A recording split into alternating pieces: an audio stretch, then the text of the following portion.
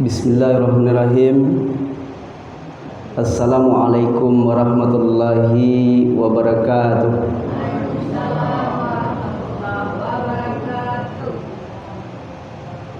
Ibu-ibu yang di belakang sehat semua, Bu?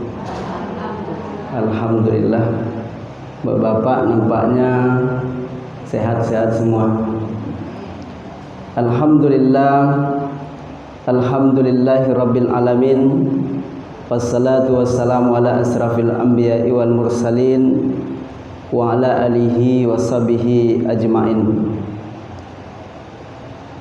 Kita bersyukur kepada Allah Subhanahu wa taala atas limpahan nikmat taufik dan hidayah, sehingga di malam kini alhamdulillah kita dihadirkan oleh Allah di masjid yang cukup bagus ini, alhamdulillah. Kemudian kita senantiasa berselawat kepada Rasulullah sallallahu alaihi wasallam. Allahumma salli ala sayyidina Muhammad wa ala ali sayyidina Muhammad. Mudah-mudahan kita mendapatkan syafaat di yaumil kiamah nanti, insyaallah. Amin ya rabbal alamin. Bapak-bapak, ibu-ibu jamaah mulia yang sama-sama kita muliakan dan kita hormati, Bapak pengurus Masjid Muamalah, termasuk seluruh jajaran kepengurusan yang hadir malam hari ini, dan juga yang sama-sama kita muliakan Al-Mukarram guru kita Bapak M. Saleh, dan juga yang saya muliakan kemarin saya dihubungi oleh Bapak Arben Sikumbang ya Pak. Kebetulan ambo Gendrianto Sikumbang, dia ambo sesuku, jo sekretaris musaji gitu. Sebelum kita lanjutkan, mungkin barangkali ada bertanya-tanya di hati ibu dan bapak, sia kira-kira ustaz yang hadir malam kini, atau ibu-ibu lakian jambo bu, alun belum ya. Jadi tentunya pepatah Minang, tak kenal maka tak tahu, tak tahu maka tak sayang, tak sayang maka tak cinta. Ini pepatah umum ya, bukan Minang. Kalau Minang alam tak gampang jadi guru ya bu. Baik, nama saya Gendrianto, kampung ataupun negeri asal dari Kabupaten 50 Kota Pak. Ambo orang Pikumbuah. Kemudian ambo tinggal di Kelurahan Balai Rajo Pak, bertepatan di Hotel Sapi, bersebelahan di rumah Pak Gafar. Kebetulan ada sapi di karantina di situ. Kemudian alhamdulillah ambo ditakdirkan dan dikarunia 5 orang anak, 3 padusi, 2 laki-laki. Alhamdulillah istri ampe orang bersaudara. Bersaudara bukan jumlahnya, ampe bersaudara. Yang terkajut ibu kok. Jadi mungkin barangkali itu perkenalan singkat Bapak Ibu jamaah mulia. Adapun kajian kita di pertemuan, akulah baru pertama ambo memberikan kajian di muamalah Pak. Tapi mudah-mudahan pertemuan kita dalam majlis ilmu ini dimuliakan oleh Allah Subhanahu wa taala. Amin. Amin ya rabbal alamin. Kata Rasulullah, man kharajal fi talbil ilmi fa huwa fi sabilillah hatta yarji'. Siapa yang tadinya berangkat dari rumahnya kemudian menuju majlis ilmu, menuju masjid, fa huwa fi sabilillah, inyo sedang berada di jalan Allah. Sampai kapan? Hatta yarji', sampai kita balik ke rumah masing-masing. Jadi alhamdulillah kita hadir di malam hari ini adalah malamnya majlis ilmu, majlis yang diberkahi oleh Allah.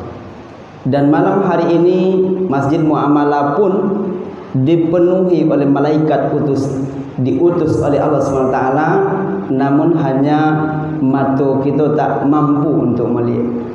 Jadi alhamdulillah Bapak Ibu jamaah yang dimuliakan Allah Subhanahu wa taala. Adapun kajian kita malam hari ini, karena memang ambo patang tidak ditentukan temanya, Pak. Tidak ditentukan temanya, namun ambo coba mengangkat kajian malam ini adalah tentang bahagia. Kenapa tentang bahagia? Karena ambo tengok wajah pak-pak je ibu malam kini, wajah orang-orang yang bahagia, insya-Allah. Amin ya rabbal alamin. Pada suatu kali ibu dan bapak jamaah yang mulia, salah seorang sahabat Nabi yang bernama Uqbah bin Amir. Uqbah bin Amir bertanya ke Nabi, "Ya Rasul, apa kunci untuk mendapatkan kebahagiaan, baik bahagia dunia maupun bahagia di akhirat?" Ini pertanyaan Uqbah bin Amir. Uqbah ini Bapak Ibu jamaah yang mulia, sahabat Nabi yang sangat cakap, kemudian beliau mahir ilmu faraid, Pak. Kalau untuk membagi harta warisan, beliau lah itu aja. Beliau cukup mumpuni ilmunya terkait ilmu faraid. Jadi pertanyaan beliau itu Bapak Ibu jamaah yang mulia, "Ya Rasulullah, apa kunci kebahagiaan?" Rasulullah SAW memberikan jawaban, "Amsik alaika lisanak." Wahai Uqbah bin Amir, kalau engkau ingin bahagia, kunci yang pertama kata Nabi, "Amsik alaika lisanaka," pelihara lidahmu. Itulah kata Rasulullah sallallahu alaihi wasallam. Jadi Bapak Ibu yang mulia, sebelum kita mengkaji tentang apa sih hubungan lidah dengan bahagia. Nah, bahagia itu kalau kita tanya setiap orang, pasti berbeda-beda jawabannya. Yakin tak Ibu?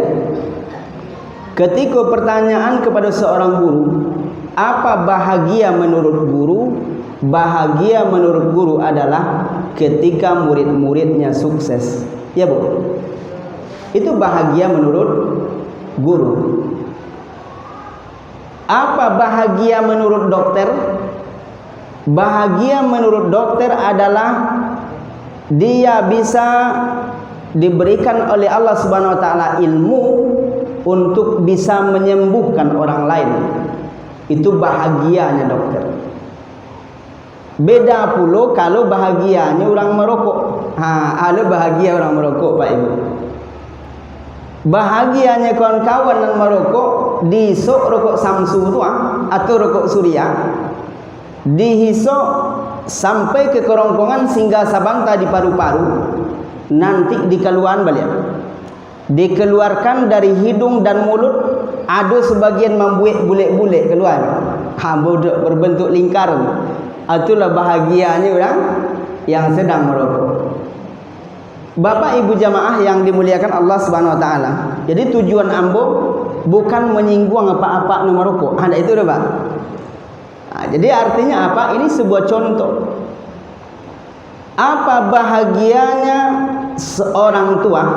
Bahagianya orang tua adalah ketika menengok anak-anaknya kompak, luar biasa. Itu adalah bahagianya ayah dan ibu. Iya tak Bu?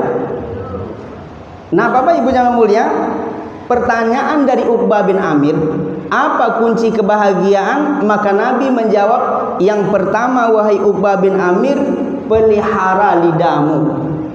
Falyakul khairat aw liyasmut.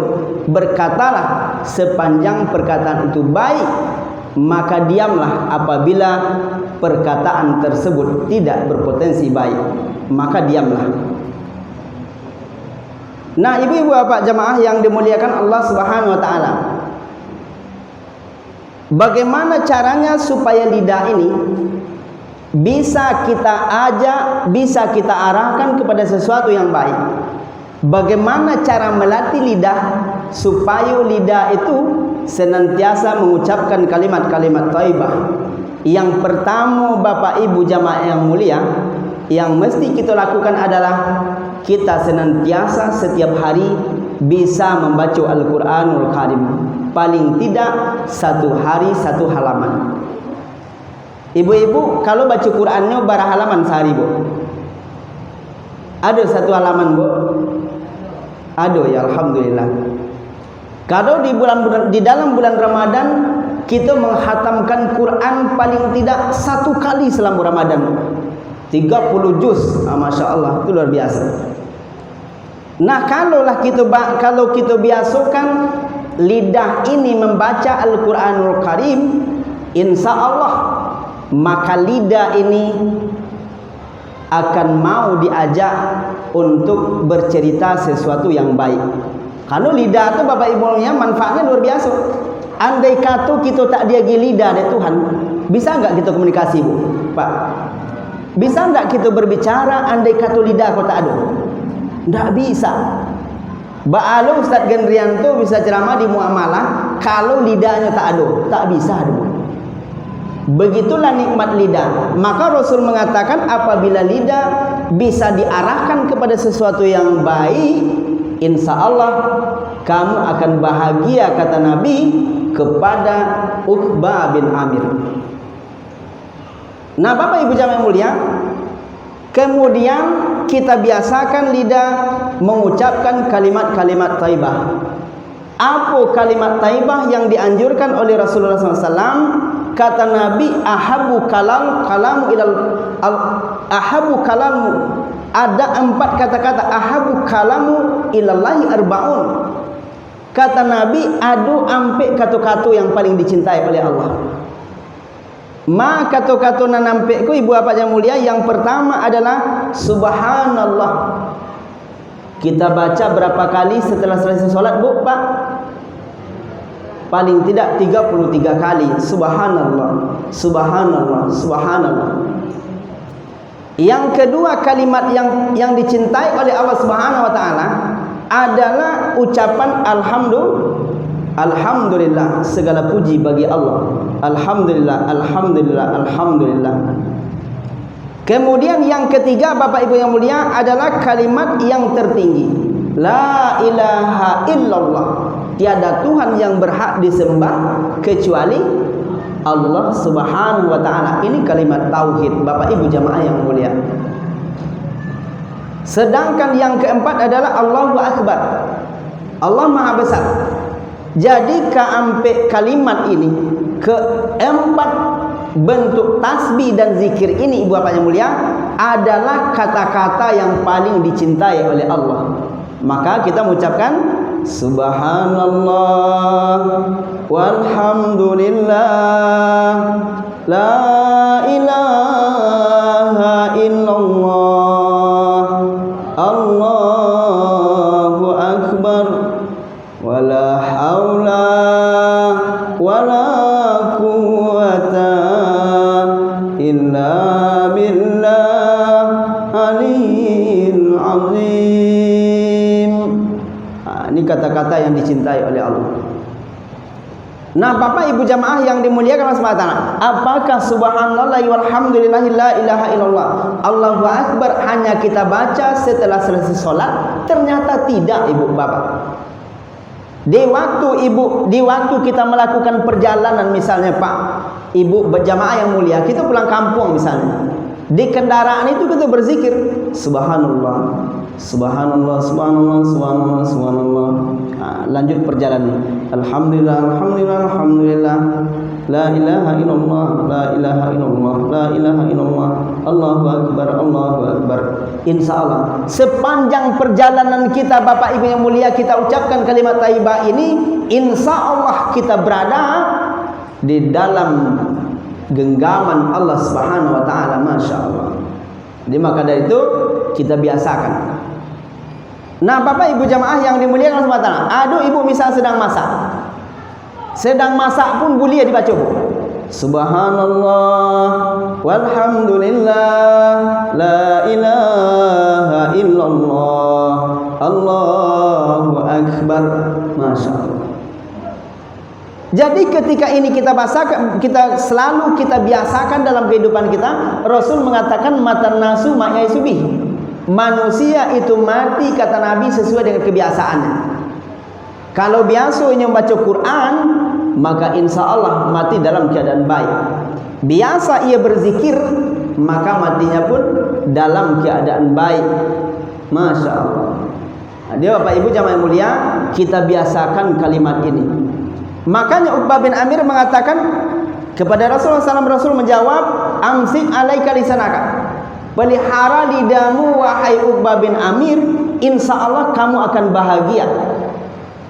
Dan termasuk Bapak Ibu jamaah mulia, ketika kita bertransaksi sama manusia, maka kita berupaya untuk senantiasa berkata-kata yang baik. Nah, kemudian ibu bapak yang mulia, kita hindarkan kata-kata yang berbau ghibah. Nah, ada orang yang membiasakan gunjing setiap hari. Inyo hanya tahu kesalahan orang lain. Ada bermasalah gitu. Ada orang yang menunjuk, dia tunjuk orang lain itu si fulan tuh begini-begini. Di waktu inyo menunjuk ibu bapak yang mulia, coba bayangkan tunjukannya bantu ikhwan. Cie arah ke orang yang ditunjuknya, yang cie menjadi saksi, arah ke inyo berabu, Pak. Yang mengarah ke ia sendiri adalah tiga. Bisa jadi kesalahan kita lebih banyak dibandingkan kesalahan orang lain. Maka insya Allah ketika kita jaga lidah untuk tidak membicarakan aib orang lain, maka kata Rasulullah, kita akan bahagia. Nah, Bapak Ibu jamaah yang dimuliakan Allah Subhanahu wa taala, falyakul khairat aw liyasmut. Berkata sepanjang perkataan baik, jika tak memungkinkan baik maka pilihlah diam. Nah, ini juga tercantum dalam hadis arba'in. Nah, Ibu apa jamaah yang dimuliakan Allah Subhanahu wa taala. Yang kedua ada wal yasa'ka baitak. Ciri-ciri ataupun tanda bahagia urutan yang kedua kata Nabi, wal yasa'ka baitak. Orang yang merasa nyaman di rumah, orang yang merasakan suasana nyaman di rumahnya sendiri, maka dia termasuk orang yang bahagia. Bapak Ibu yang mulia, bisakah bahagia diukur dengan materi? Menurut ibu dan bapak, bisa tidak bahagia itu diukur dengan harta? Bisa tidak Pak? Tidak bisa. Ada orang Bapak Ibu rumahnya gadang, bangunan luar biasa, tapi tidak pernah nyaman di rumah itu. Ada orang rumahnya biasa-biasa saja, indah begitu gadang rumahnya, tapi terwujud sebuah kedamaian di dalamnya, Masya Allah. Ini luar biasa. Jadi ternyata rumah itu bisa dirasakan lapang apabila kita bisa membiasakan membaca Al-Quranul Karim di rumah itu. Maka rumah akan dirasakan nyaman insya Allah. Bapak Ibu jamaah yang dimuliakan Allah Subhanahu wa taala, maka dari itu terasa lapang dan tidaknya rumah tergantung hati si penghuni rumah. Iya Bu. Nah, kalau hatinya nyaman, insya Allah mudah-mudahan semuanya akan nyaman, akan terwujud sebuah tawasau bil haq di sana. Kalau rumah dirasakan nyaman, Bapak Ibu yang mulia, tentunya kita mudah melakukan ibadah. Wa tawasau bil haq, untuk mengajak satu sama lain menuju sebuah kebenaran. Ini penting ini. Nah, Ibu apa yang mulia, andai kata bapak tidak terbangun di waktu subuh, sementara muazin sudah azan di masjid, kira-kira ibu bangunkan tak? Bu, dibangunkan tidak? Tidak. Jadi Bapak yang mulia, kita ingin masuk surga bukan ingin sendiri, tapi kita ingin masuk surga bersama bahkan dengan jemaah. Nah, kalau ingin masuk surga seorang, tentu tidak ada watawasau bil haq, mengajak orang untuk kebenaran. Bapak Ibu yang mulia, andai kata menantu sedang menantu lalu di kamar muazin la azan di waktu subuh, berani tidak ibu dan bapak untuk mengetuk pintunya? Assalamualaikum nak, menantu waktu subuh lah masuk, berani tidak Bu? Apa? Kenapa kita tak berani? Pak Ustaz, takut ambo nanti besoknya pindah rumah. Pak. Tetapi watawasau bil haq, di situ dia Pak. Coba bayangkan harmonisnya hubungan Nabi dengan Abu Bakar mertuanya Nabi. Nabi dengan Umar bin Khattab itu mertua Nabi, Hafsah nama anaknya. Hubungnya Nabi dengan Utsman bin Affan itu menantu Nabi. Anak Nabi yang dipersunting oleh Utsman bin Affan yang bernama Ummu Kalsum. Siapa? Ummi Kalsum. Kemudian Ali bin Abi Thalib menantu Rasulullah SAW dari anak beliau yang bernama Fatimah Zahra. Tetapi ibu bapak yang mulia, begitu harmonisnya hubungan Nabi dengan para sahabatnya, menantu dengan mertua, mertua dengan menantu, wa tawasau bil haq, saling mengajak untuk kebenaran. Jadi maka dari itu ibu bapak yang mulia, insya Allah di waktu dikumandangkan azan oleh muazin, maka kita ajak anak, kita ajak menantu, ingatkan mereka, insya Allah mudah-mudahan mereka akan mencintai Allah. Biasanya bapak ibu yang mulia, kalau ada anak dan cucu sedang kuliah jauh misalnya, ada yang kuliah di Sumbar, ada di Medan, ada di Jakarta. Biasanya kalau ibu-ibu menelpon anak dan cucu, yang ditanya pertama, Bu, apa Pak? Yang ditanya pertama kondisi kesehatannya, ibu. Yang kedua ditanya piti belanja oleh masih cukup. Yang ketiga ditanya, Bu, apa? Bagaimana kondisi kuliah mana? Tetapi pertanyaan terkait solat, bagaimana solatmu hari ini nak? Itu pertanyaan urutan kabar, Bu. Lupa enggak sebagian orang? Maka dari itu ini mesti kita rubah. Di waktu ibu dan bapak nelpon anak, yang pertama sekali ditanya persoalan sehat, yang kedua tanya persoalan solat. Iya Pak. Yang ketiga tanya sudah berapa bacaan Quranmu hari ini nak. Andai kata ini kita biasakan ibu dan bapak yang mulia, maka inyon